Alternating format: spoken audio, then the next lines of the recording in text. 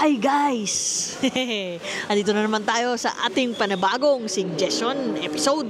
Meron tayong topic for today's video, no? Meron nagtanong at ang kanyang tanong ay, in your opinion, anong pipiliin mo?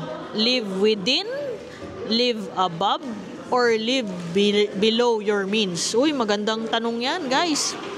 Napapanahon yung tanong na yan, no? Sa akin, ang masabi ko is, yung pinapractice ko is live within my means. Kasi nahihirapan ako na nahihirapan akong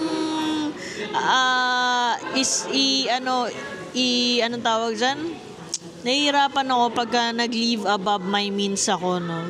Parang mababaliw ako kakaisip kung paano ko susustentuhan yung pinagkagastusan ko na above my means, 'di ba?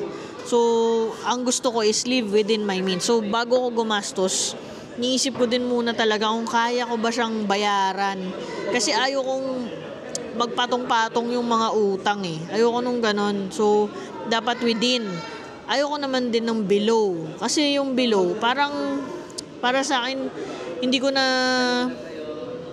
pag below kasi parang hindi ko na-appreciate yung sarili ko ba. Parang hindi ko siya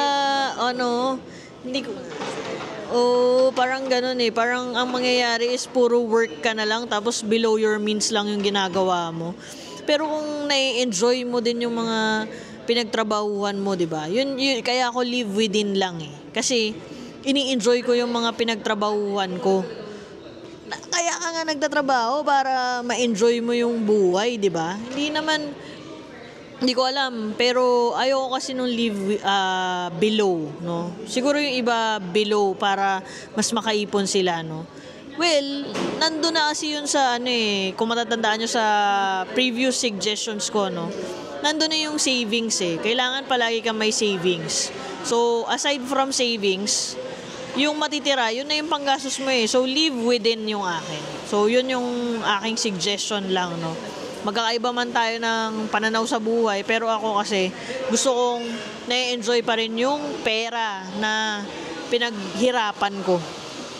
So, yun ang aking suggestion. Hanggang sa susunod. Kung meron kayong topic na gustong pag-usapan, message nyo lang ako. Bye!